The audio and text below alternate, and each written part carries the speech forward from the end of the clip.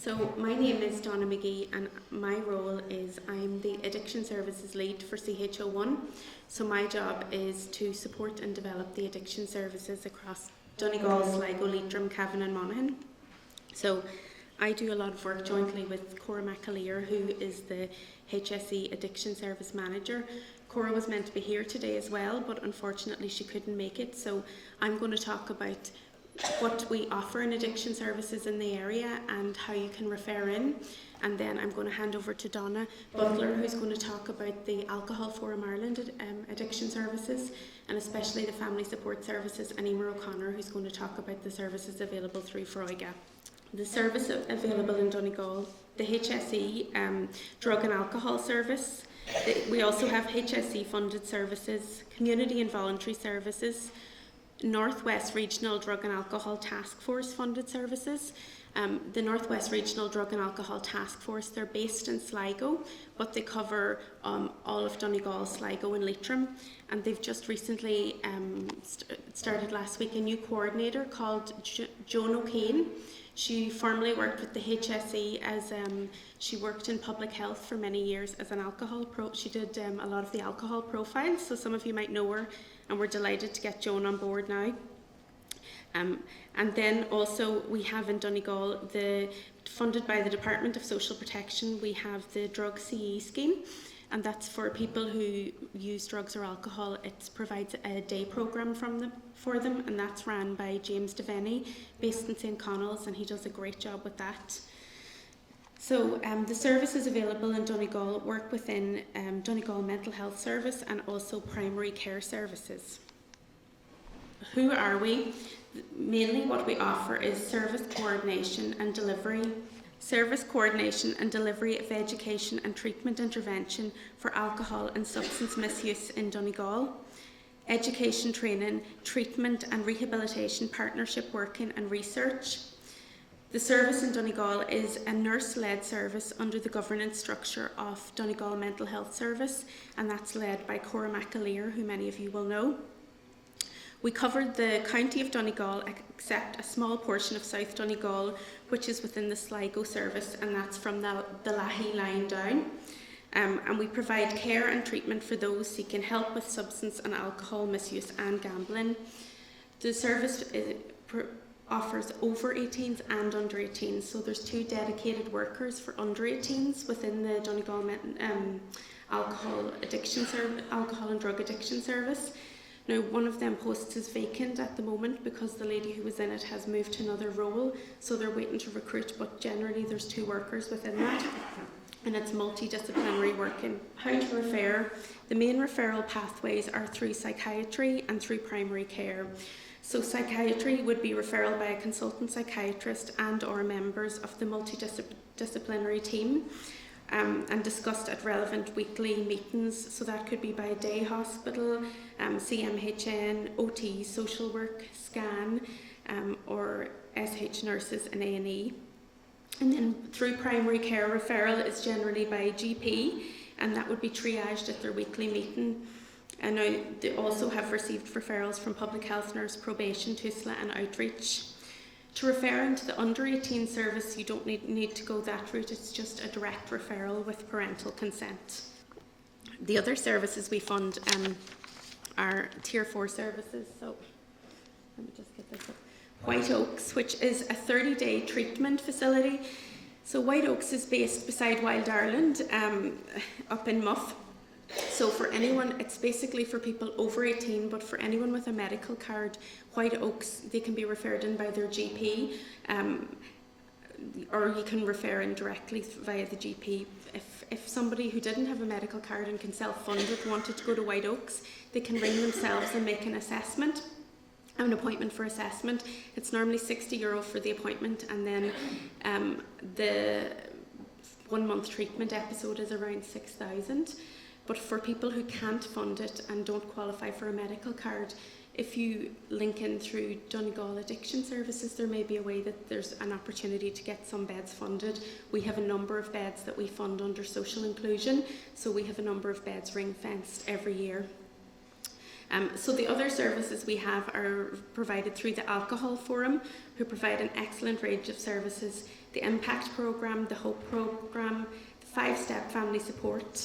Donna's going to talk some more about that now. And then from the HSE we have detox, stabilisation and substitution, national and residential and step-down beds.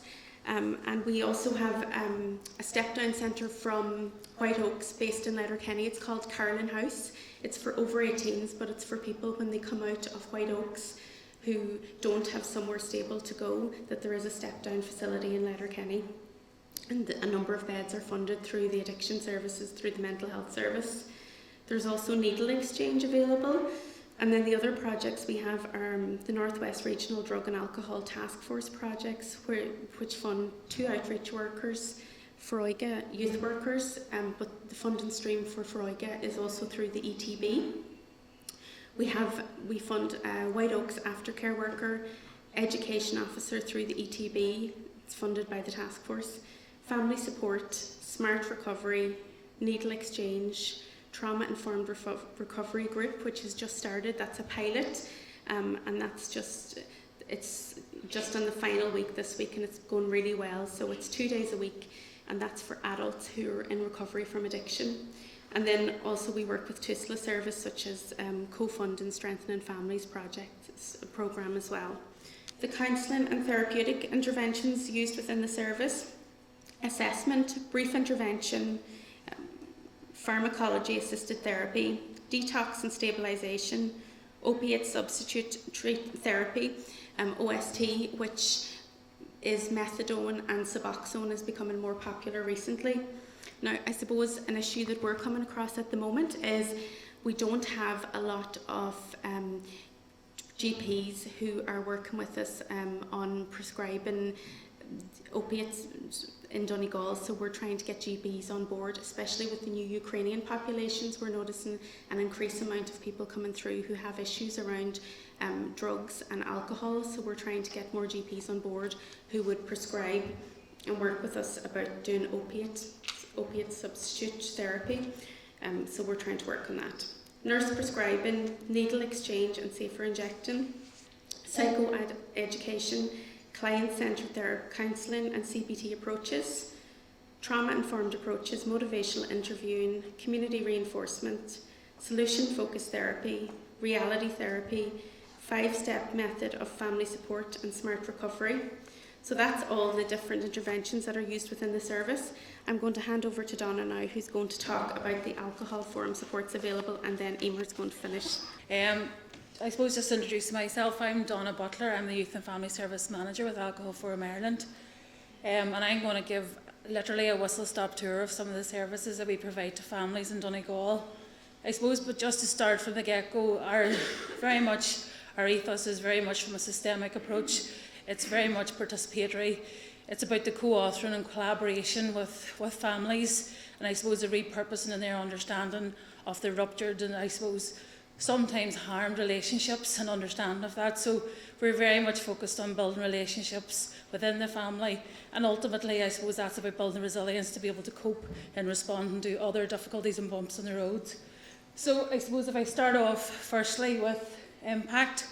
So Impact is a 10-week support for the whole family, and it literally is, I suppose, about creating a voice and a space for the young people to be able to talk about the impact that parental substance use has occurred in their family.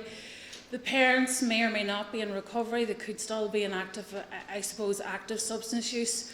However, it's about creating that space. It's about building a safe package for the young person. It's about them being allowed the opportunity to be vulnerable in a safe space, for them to be able to discuss the impact that the use has been. And I suppose often parents will say, but I don't drink in front of them, and I don't, they don't know I drink. Well, they do, because the young people can tell us they're concerned that next day about getting into the car with mum or dad who's driving them to school.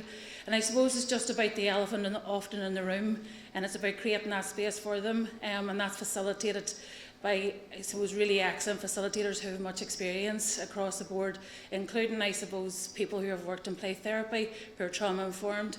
And it's about literally creating that space. And whilst it's an evidence-based model, and that's what we always privilege within the alcohol forum, our evidence-based practice, it really is, every single programme is different because every single young person is coming into the room with a very different experience of how family life has been for them. And it's about us being adaptable and flexible enough to be able to respond to that in that moment and in that time. The HOPE programme literally was something, I suppose, do you remember whenever lockdown came and people were like, what do we do now? Because all of our programmes were literally, we were going to buildings, we were meeting families, and then we didn't know what to do. So I suppose in that, the word HOPE, which is having only positive expectations, was literally that sort of, we must do something to be able to support families in this really difficult and challenging time. And myself and the colleagues within the Youth and Family Services, we went about sort of looking at the best evidence-based practice about what would be possible, and we pulled together this 6 weeks online programme. And it's based, I suppose, around, again, developing that family relationship. It's about creating that safe space, it's about the communication, it's about the re-establishing of the parent-child relationship, and it's about the establishment of parental authority. And look, we didn't know how it would go. We didn't know because we had to try something. We've continued to do that programme. It's now still available to families, especially in Donegal, which can be rural. So that is something that continues to be. We evaluate that using the WHO5 evaluation, and the response has been amazing. The engagement has been brilliant, and I suppose the evaluation feedback tells us, it's doing something. And what we have found is that prepared families then to be able to come to our actual physical programmes post-COVID, because we had a relationship that had been an engagement point, and people seem to jump and go quicker rather than whenever we didn't have the sort of pre-development part. So again, look, all of these are available to families currently, and again, there's 2 staff here, which is Ciara and Maureen today. Reach out to them, have a conversation about how we access the services, and we're really up for having that conversation. Next up is the family support.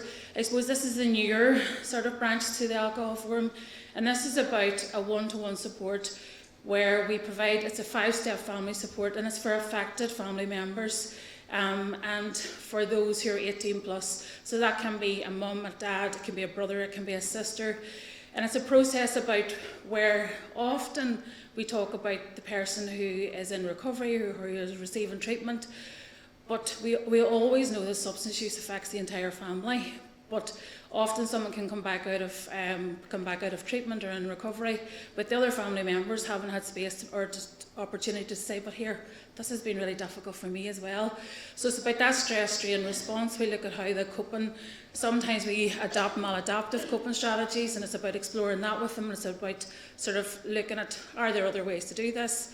What may be more helpful, what might be less helpful, and I suppose that's just a really safe space for them to discuss things that they may never have mentioned before, because I suppose there is a certain amount of secrecy around admitting that a loved one has an addiction.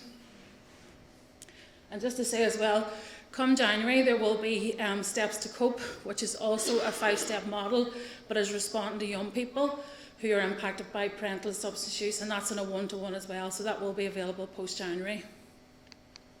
The Strengthening Families programme, which was our core and our bread and butter, and I suppose that's where it all began, and we knew that whenever we started that we got a bit hooked on the whole family approach.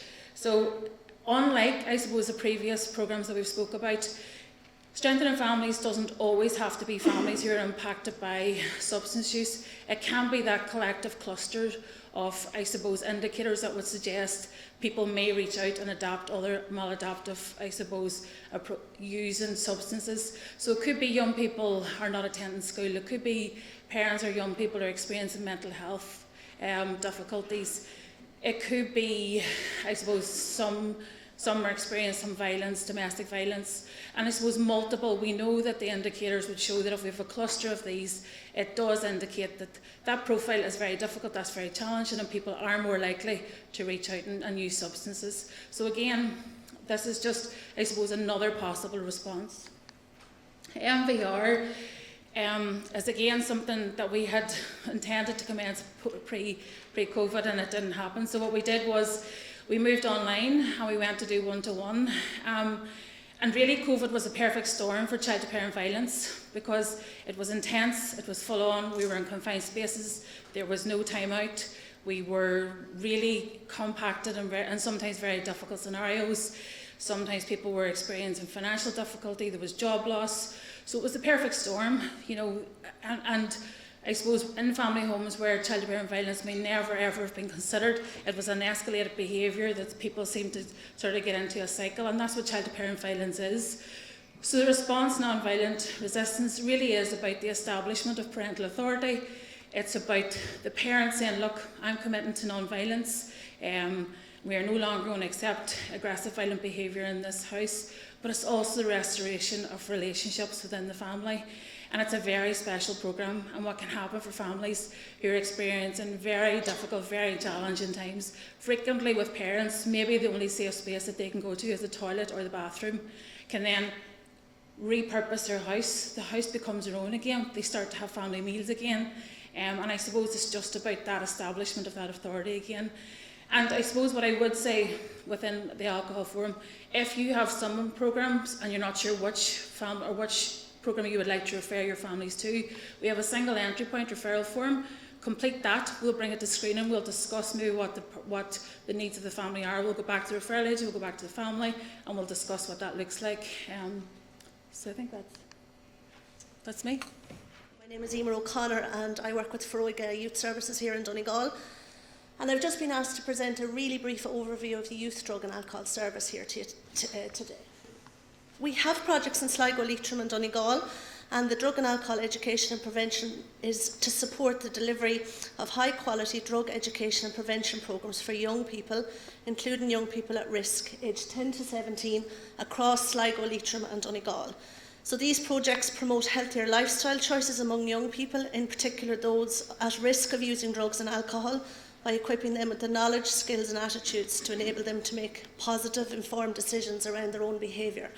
So I suppose this project is a prevention and education project as opposed to an addiction service. So it's all about getting in there early. So what is drug education in youth work? It's about clarifying information, dispelling myths, challenging attitudes and providing factual, correct information about tobacco, alcohol and drugs, relevant to the age, developmental stage and culture of the young people. And when I suppose vaping is one of the biggest things at the moment that's coming to our attention as well. It's about providing young people with a safe environment where they can discuss their opinions and attitudes, develop and enhance their skills to deal with situations in the future and make decisions which will improve their overall health and well-being. So in terms of the interventions we use, sorry, it's a little hard to read on the blue screen, but I'll give you a brief overview. We have evidence-based programmes that we implement with young people. It can be one-to-one or group work. We have the Putting the Pieces Together programme, and that covers areas such as life skills, drugs, activities, goals, motivation and harm reduction. So the Putting the Pieces Together programme will be aimed at kind of that sort of 10 to 14-year-old age group. Where you're getting in early and you're getting in and talking to them about drugs and alcohol, what is their knowledge base, and then you're designing the programme around their needs. We then use motivational interviewing, and that in drug prevention and education, that's to explore and resolve any ambivalence around substance use, provide a direction for change and strengthen personal motivation. And then Feroiga's early intervention programme, which is suitable for first-time noticed drug and alcohol users ranging in age 14 plus.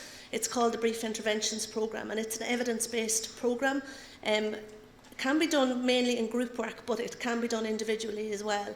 And it's underpinned by the motivational interview. And so that just gives you a quick overview of the types of interventions that this project provides. And then we have other programmes that complement those, such as our sexual health programme, which looks at issues around drug and alcohol use and consent. We have LGBTI supports for young people as well around drugs and alcohol, as well as programmes that support positive mental health. So, I suppose, where do we work? What do we do? So in Donegal, our worker is named Lauren Cleary. She's our youth worker. Any professional here can refer a young person aged 10 to 17 to this service. I am just seeing a couple of family resource centres here, a couple of community projects. We would also go into the community projects, family resource centres, and run group work as well. So we can work in FRCs, schools, sports organisations, and we are working currently with 2 GA clubs at the moment. We can work in traveller support projects if that need is there. We can work in community centres, youth, we're currently in the youth reaches as well, youth projects in a young person's own home if there is individual work needed, or we can find a suitable place in the community that suits them. And we also are involved in some residentials and trips away for young people. We do group work, as I said, individual work. The programme is generally 6 to 10 weeks for a duration of about 1.5 hours per session, working with 10 to 17-year-olds. Just when I talk about the duration, that is needs-led. So if we're doing a group or a piece of individual work with a young person and we identify that there's an additional need there, we can work longer with them. And similarly, we don't just finish up, we would refer the young person on to another service if that need is there as well. We provide school holiday programmes. We're community-based, responsive to need. It's very interactive, drug education and prevention in youth work. It's not sitting like we are today with somebody speaking. It's very get up, get involved, it's interactive. Using discussion, role-play games, and then we monitor and evaluate. So we look at what the outcomes that we want to achieve are with the young people, and we always consult with the young people as what they want to achieve for themselves. And then we measure that, monitor and evaluate. So that's a very brief overview of the project, and if anyone would like to, I'll be around at the break if anyone would like to get details in relation to referral. Sorry, I thought we had a slide there with the phone number, but our details are at the stand if anybody would like to make a referral or get more information. And Donna wanted to just briefly come back up. Thanks, Emer. I just wanted to mention we're actually have got funding from the HSE to expand our under 18s service.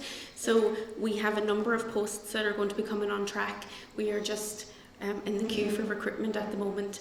So I wanted to just say that we will have better services in Donegal.